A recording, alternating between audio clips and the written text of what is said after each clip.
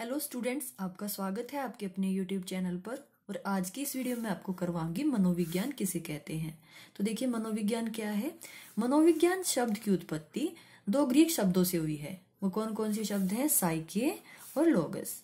ठीक है, साइके का अर्थ क्या है? आत्मा। और लोगस का अर्थ क्या है? शास्त्र या अध्ययन। ठीक है, तो क्या अर्थ हुआ? आत्मा का अध्ययन।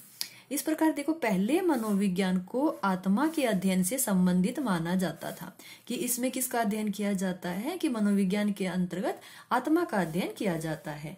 और पहले जो मनोविज्ञान था ना, ये अलग से एक स्वतंत्र विषय नहीं था। ये एक दर्शन शास्त्र की ही एक शाखा थी।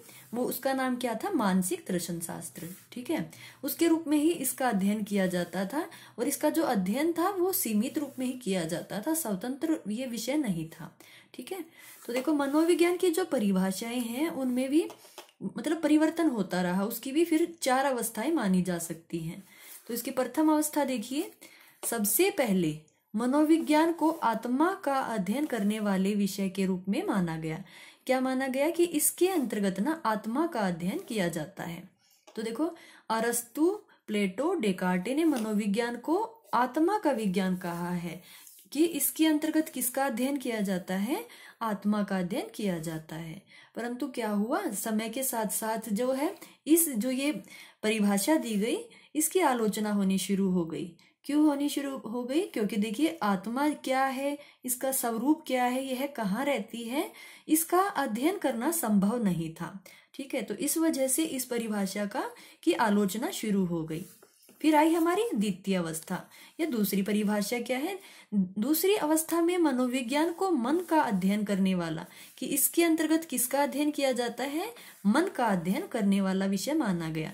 इसको देखिए, अगर हम इसका मनोविज्ञान का संधि विच्छेद करते हैं तो क्या बनता है? मन प्लस में विज्ञान, अर्थात मतलब मन का विज्ञान। ठीक है, तो इसका क्या माना गया कि इसके अंतर्गत किसका अध्ययन किया जाता है? मन का अध्ययन किया जाता है। पर समय के साथ इसकी भी आलोचना होनी शुरू हुई, क्योंकि मन जो है वो भी आत्मा का ही एक भाग है। तो उसमें भी क्या है, इसका भी हम अध्ययन नहीं कर सकते। ठीक है, हमें मतलब इसके बारे में हम जान नहीं सकते। तो इसकी भी आलोचना शुरू हो गई द्वितीय अवस्था में भी। फिर आई हमारी तीसरी अवस्था। तीसरी अवस्था में चेतन व्यवहार का अध्ययन करने वाला विषय मनोविज्ञान को माना गया। क्या माना गया?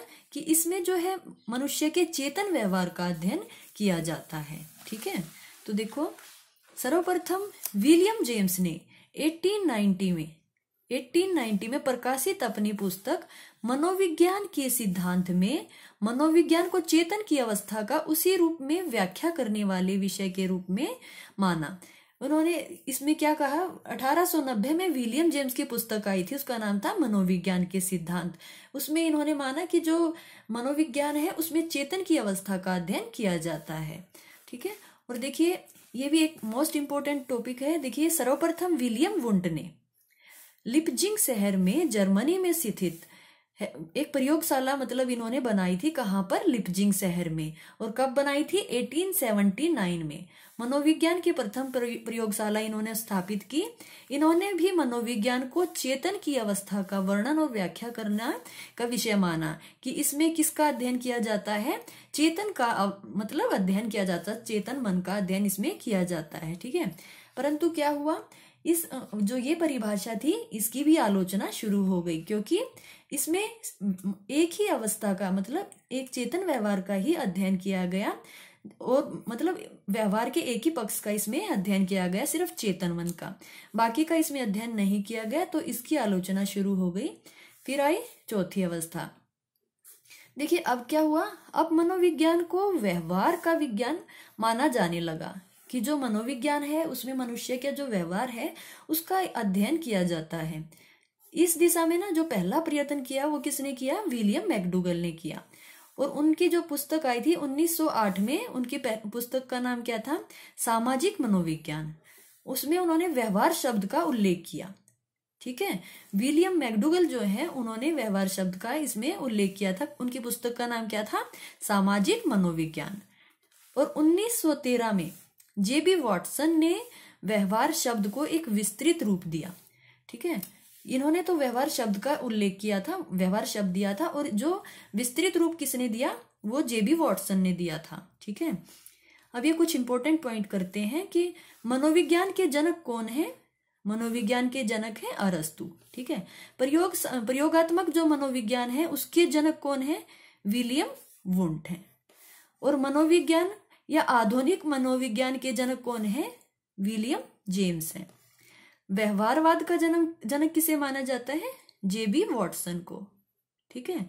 तो ये कुछ इंपॉर्टेंट पॉइंट है, ठीक है।